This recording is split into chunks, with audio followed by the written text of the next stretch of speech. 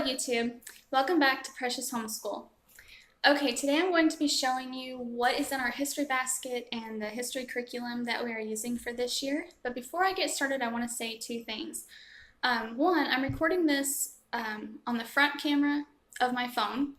So if the quality is a little lower, you can increase the quality on the YouTube video. So you can make that better for you.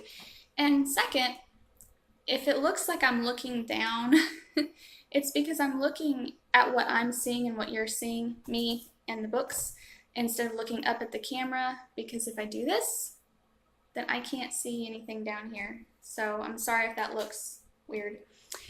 Okay, so what we are using for history this year, and I hope that this is not backwards, because what I'm seeing it's backwards, but hopefully on the video it'll be straight. But I bought this from simplycharlottemason.com, and this year we are studying the Middle Ages, Renaissance, and Reformation period. And then this book, it covers history, geography, and the Bible. And for the Bible, it covers the epistles, James, Titus, and Galatians. This is a family study handbook for grades 1st through 12th. Sorry, heard a noise. Anyhow, we are loving this. All of us, my two kids and myself.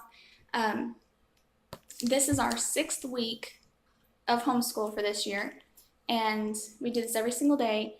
We love this. It is our favorite subject. We don't want it to quit. We just keep wanting to go and continue. But of course, you have to. But anyway, we really enjoy this. Okay, so I will show you the books that we are using, but before I do that part, I want to tell you some things I have noticed about this book. Okay,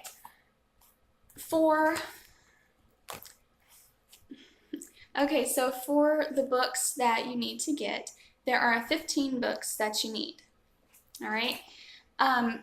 My library and even the interlibrary loans that our library does, the library could only get one of those 15 books.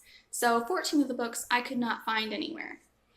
I looked all over the internet, LibriVox, Gutenberg,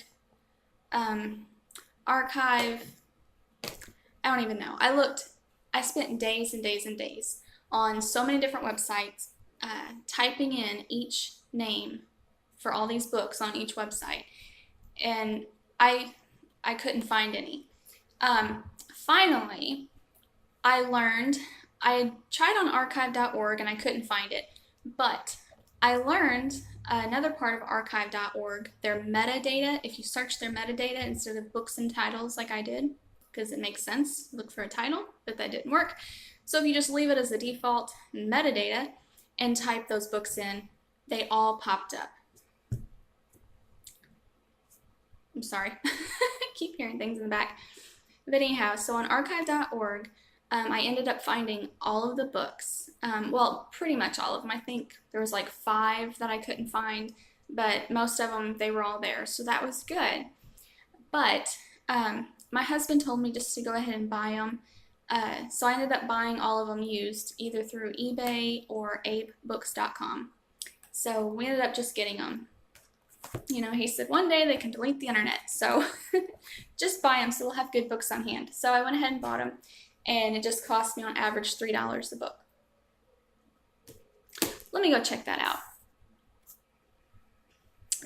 Okay, sorry about that. It was just the kids downstairs being loud, making noise. And it's getting cloudy, so hopefully the lighting is still okay. Alright, so I ended up finding the books at archive.org. Another thing that I want to say is in here, the first reader that they recommend is King Arthur and His Knights. Not the Round Table, just plain King Arthur and His Knights. I'm glad that I did not buy that book. That I was able to get on LibriVox recordings, which they do in this book. She recommends you getting the audiobook. So I am glad that I quickly found that one on LibriVox for free, the audio recording, because instead of buying it, because they only use 2 chapters from that book for this. So, yeah. All right. So I will go ahead and show you the books I use for the history, but then I want to tell you about the Bible that it incorporates and then the geography that it incorporates as well and how those 2 things are going. So, so this is the main book that we are reading right now. This is like your main history reading. You read a chapter out of this every day, except for the days you do Bible and geography. And then in addition to this, after you read that chapter, then one of these reading books, that's what you read. They have them in order. Currently, we are reading the Vikings, and I think we have 5 days left of that. Okay, so this is Famous Men of the Middle Ages, and this is edited by Rob Scheer, if I'm saying his name right. It was originally written by John Haaren, Haaren, and you can find the original on the internet as a free download, and that's what I had done at first. I think through archive.org maybe, or no, that was the one my library had. You can find the original online, and that's what I done at first because it's the exact same title. Now in the book, it tells you to get the one that's edited by Rob Scheer, but it's the same title, so I was like, what does it matter? So I got the original one, and then come to find out, when Rob Scheer edited this one, he included 5 additional chapters and then some other things, but the 5 extra chapters you need for this book. So I had to go ahead and buy this book. But it's really good. The chapters are fairly short. Actually, I think they're shorter than the original one. Okay, but they're just, and there's little pictures here and there, black and white pictures. See, that chapter is only like 2 pages long. But each chapter focuses on a different person, and it goes in chronological order, and it makes sense how it just all flows together. We really like this. So that's that book. A reader that we have to read this is the first one, The Vikings by Elizabeth Janeway. It's a story about Leif Erikson and his dad, Eric the Red, and their life. When Eric, the dad, was outlawed, and talks about Greenland, Iceland. Currently, where we're at in the book right now, Leif is in Norway, bringing the king of Norway some gifts. Anyway, my girls just love this book. It's really good. Okay, these are some other readers that, will be coming up after the Vikings is over, just one at a time. These are in no particular order. But another one, I guess I should say, I'm sorry, I did not plan this out. I'm just winging it here. So I should tell you that in the table of contents, they have this book broken down into 3 terms. And there's 180 lessons total. That includes Bible and geography. It tells you how to use this book. You have 4 days of the history, and then 1 day, which is geography and Bible combined. Then it tells you the resources that you need. Okay, so here's the family reading, what the teacher needs and reads aloud, and then grades 1 through 3, the books that they read, and then grades 4 through 6, the independent reading for the books that they need to read, and then 7 through 9 and 10 through 12, and then optional resources. The reason I pulled this back out is to tell you that I have a 4th grader and a 7th grader. But I decided that, we could all just read the same thing, and she's in 7th grade. So what I done is I just went ahead and bought the books listed for grades 4 through 6. Even though she's in 7th grade, I'm actually reading these out loud. So far I am, and I plan to continue because I like it too. Anyhow, so the books that you will see me holding up are listed for the 4th through 6th grade. So this one, we've not read any of the rest of these yet. So this is The Door in the Wall by Margaret de Angeli, maybe? Okay, and I've not read it, so I can't tell you anything about it, but that's one of the books. Another book is Ink on His Fingers by Louise Vernon. This is a story about Johann Gutenberg, or some people would say Johann Gutenberg. There's The Beggar's Bible by Louise Vernon as well. A lot of books, reading books for this are by Louise Vernon. But The Beggar's Bible is a story about John Wycliffe.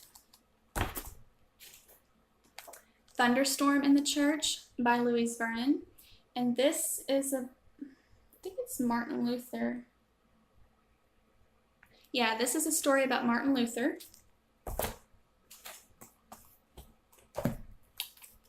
The Man Who Laid the Egg by Louise Vernon. This is a story, I may say his name wrong, Erasmus, E-R-A-S-M-U-S, Erasmus.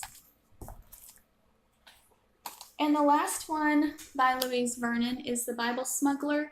This one is about William Tyndale. And then another one to read is Christopher Columbus, which is by Benny Rhodes.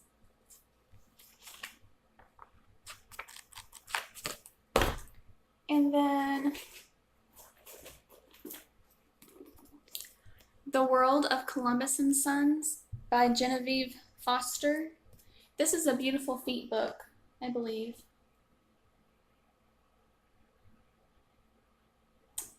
Yeah. It's related to Beautiful Feet somehow. Anyhow, so there's this one.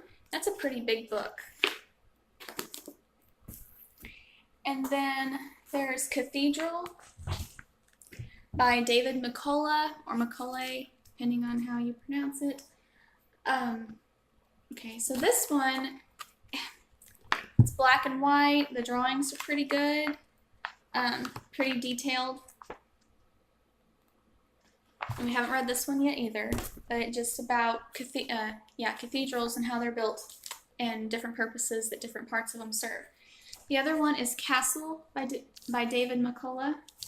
And this one, there is a kid-friendly version of this that's much smaller. I think it's like a little reader. It's much smaller and it's in color. Drawings are very nice. We borrowed that one from the library where we came from a couple years ago, and we really liked it. It was very good. This one is the same idea, but it's not as fun to look at. There's no color. The way that it's drawn, it's a little harder to see some of the details and exactly what is going on, whereas the one that was in color was really good.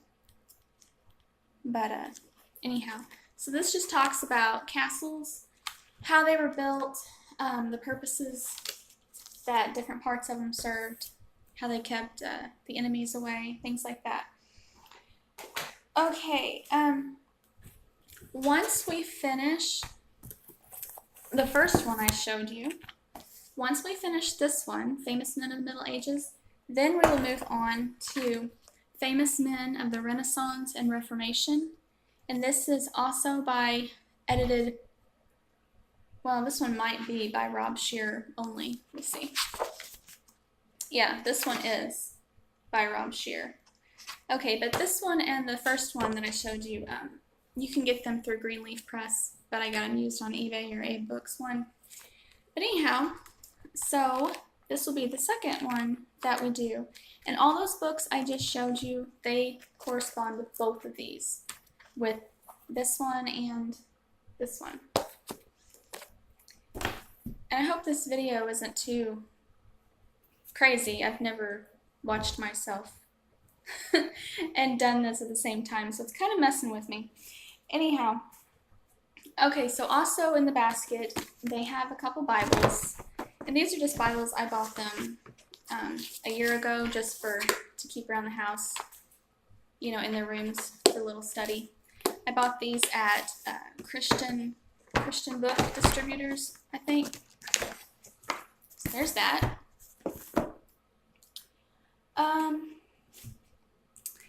I have a couple more books. These were not with the curriculum at all. Okay, these are just ones that I already had, so I just threw them in the basket. Story of the World. Some of these chapters go along perfectly with what we're reading, and since we really are liking the history this year, we're just adding this perfectly. They're just little short sections we're reading.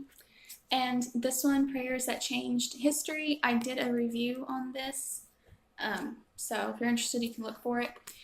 So far, the people that we have read about are not in here, because so far I've been reading about barbarians. But Christopher Columbus is in here, and these are just prayers that Christian people said that, well, exactly what it said, you know, changed history. It gives information about the people and the prayer they said and how it did change course of nature or course of history and things like that. Okay, let me see.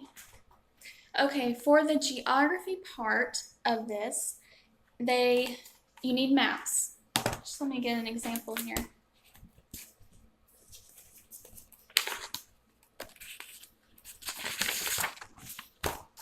Okay, you need some blank maps for the geography in here.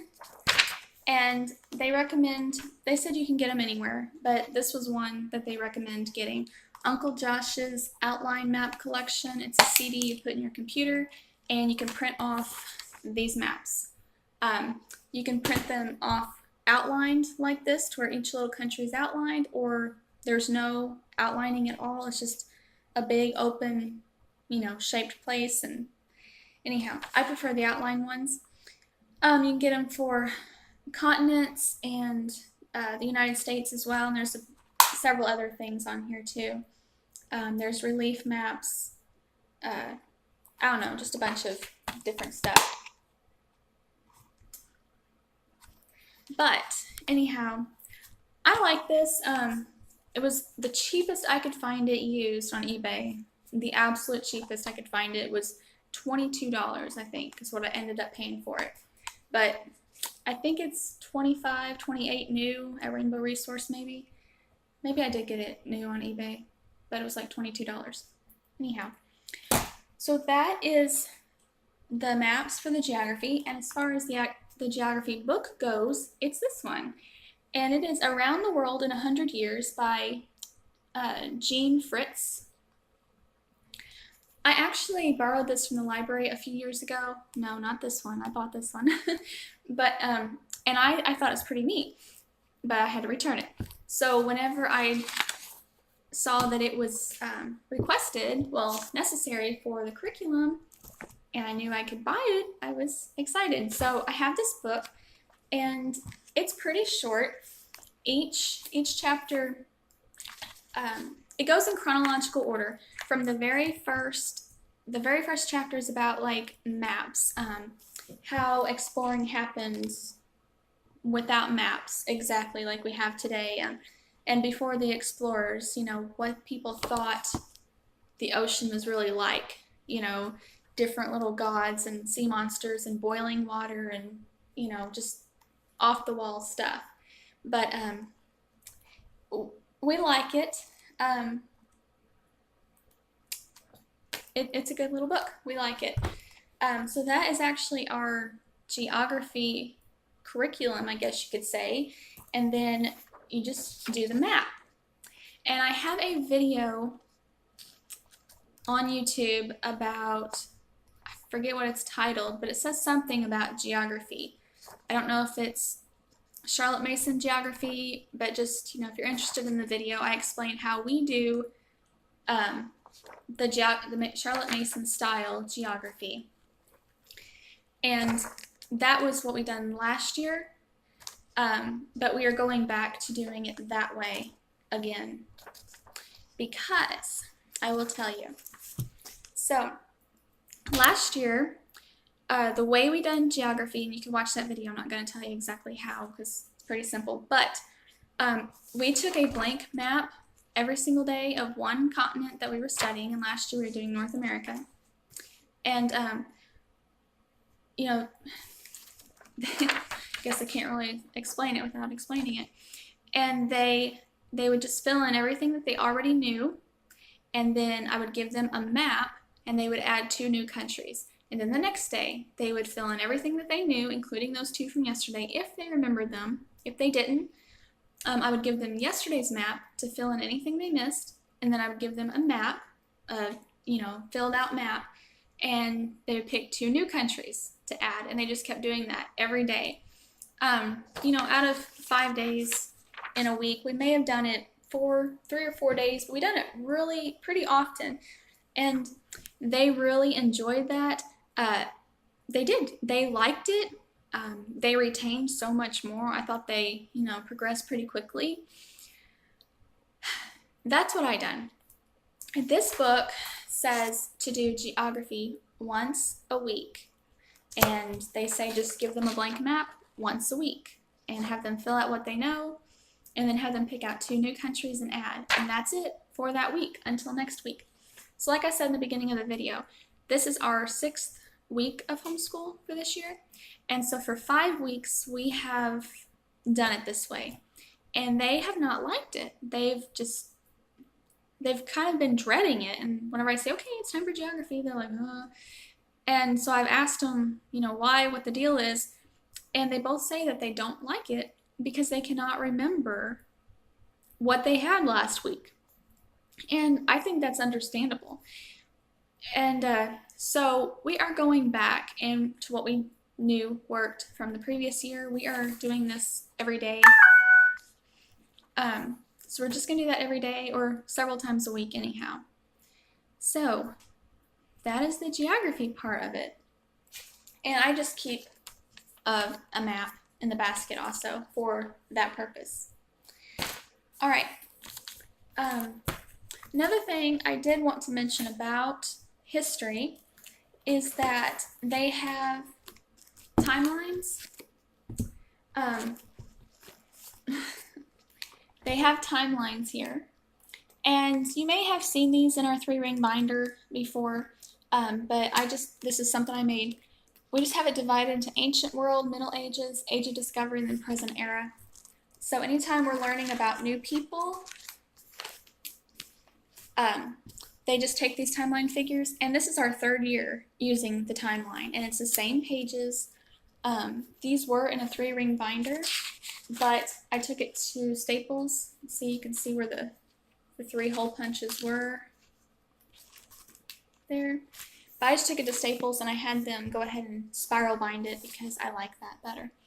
Anyhow, so that's something that, so our timelines are in there as well, and they don't mind that. I think it'll be a nice keepsake whenever they graduate to have a nice full timeline of everything they learned. Another thing that I keep is my planner, and this is a homeschool plan for living education, and this is just something that I made up. I may do a video on this showing you through it at another time, but you can find out more about it at precioushomeschool.com. But anyhow, I'll might do another video on that sometime, but I'm running out of time for this one. Okay, so the last thing I want to talk about is their Bible. And I left it downstairs. I'll be right back. Okay, I'm back. All right, so for this curriculum's Bible part of it, they ask that you get, that you purchase their Goal Bible Study. And the Goal, G-O-A-L, the G stands for grasp this promise, the O is for obey this command, A, avoid this sin, and L, live this principle. Okay. I don't know how to say this. I like it, but I don't like it. Okay, so we've only done this once. The very first week. Okay, first of all, I did not buy what they said. I downloaded the free sample just to see if I liked it, and I'm glad I did because we don't like it. Okay, so I downloaded the free sample, and I printed off James 1 because that would be the first Bible lesson in the curriculum to do. So I printed that off for each of the kids, and it's 3 pages. The first page tells you a little bit of background history about James and some scripture to memorize. You know, it's just suggestions. We don't do that. And then 2 pages of actual work. All right. James chapter 1, from memory, this has been 5 weeks ago, but from my memory, I think it has 27 verses. What they said to do for that lesson was to do all 27 verses. Okay, and as you read each verse, you are supposed to pay attention and notice and write down the verses that have a promise, the verses that are a promise or a commandment or a sin that you should avoid or a principle you should live by. So, for example, on James chapter 1, each verse you had to look for 4 things in each verse. So 27 verses, taking it slow, each verse looking for 4 things. Now, I love it because that's awesome. You know, they're really having to look and read each verse and dissect it and, you know, determine if there's a promise or a commandment or a sin to avoid or a principle you should live by. I mean, they're looking at that verse pretty much 4 times. I think it's really good. But on the other hand, I think it's too much.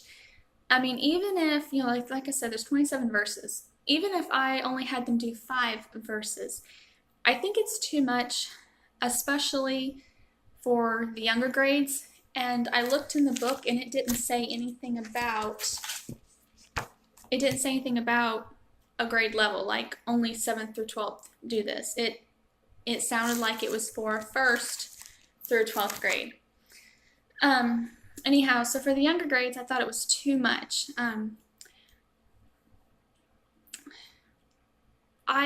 It was too much like work, you know, and kids do not like paperwork. And it was just too much like work. So I did not care for it for that reason. Both my kids, they were kind of, you know, getting annoyed with it, and we only done it one day. But they're like, we gotta do all this, and, you know, it just seemed like, I mean, it had a good purpose. It truly does. And an adult, I think it's perfect for an adult, but not really for a kid, especially at younger ages. I didn't want them to dread reading the Bible. And I was afraid that if I pushed them and had them do that every week, even though it is just once a week, that they would dread to read the Bible. So we quit. We've just been doing our own Bible. So what we've done is what we done last year and maybe the year before, is just we take turns. We pick a selection, a chapter, read a chapter, and we just take turns reading it. You know, like I may read 1 verse and they each may read 1 verse and then it's back to me, or I may read 3 or 6 or 10. They may read 3 or 6 or 10, whatever. But we just take turns reading the Bible, and then after we have read it, or maybe while we're reading it, depending on what exactly we're reading and the topic is covering, we will discuss it. And they really seemed to enjoy that last year. My youngest, which was in 3rd grade last year, she always kind of wanted to take charge and read the whole chapter, and, you know, she always had a lot of input in it. And then so today, we were doing what we done last year. You know, just took turns reading, and they are perfectly happy with it again. So, so we're still getting our Bible, but what we're doing is we're reading what they suggest, James 1, but instead of doing the paperwork and, you know, nitpicking each verse apart and looking for all that. We're just reading it as a whole and discussing it, and so that's working fine. And I'm also using the resources that I know I showed you previously. What the Bible's All About for Young Explorers. It's very short. Well, it's a big book, but each, let's see. Let me find one.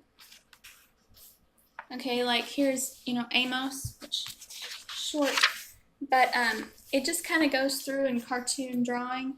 It tells you a little summary of each chapter or each section. And then at the back, this is our favorite part. This is why we actually really like this book, is at the back of each chapter, well, each book in the Bible, if there's anything that connects it. They have a discovery of the past where they tell you something that they have truly found that relates, that was mentioned possibly in that book, in this case of Amos, or just in the Bible, for the Bible in general, just to help support, its truth and its proof that it is real. So we like this book, and that goes with our Bible. And then this one is kind of the same thing, except for there's no discoveries of the past. This one just goes, I'm sorry, there's a glare. This one just goes, book by book. It's on a 2-page spread with some pictures, little timeline, some key information, and just kind of tells you in summary what the book is about. And that's it, just 2 pages, so it's short. So that's what we are doing, again, for our Bible this year, and we're liking it. So we love the history of this book, of this curriculum. It's just, we really, really like that. But yeah, I told you how we had to tweak the geography, kind of go back to what we were doing. We're happy with that now. And then the Bible, yeah, what they had just didn't feel like it was right. So if you have any questions, just ask. And I went way longer than I wanted to, so I guess I can go ahead and wrap this up and say thank you for watching and have a good day. Bye.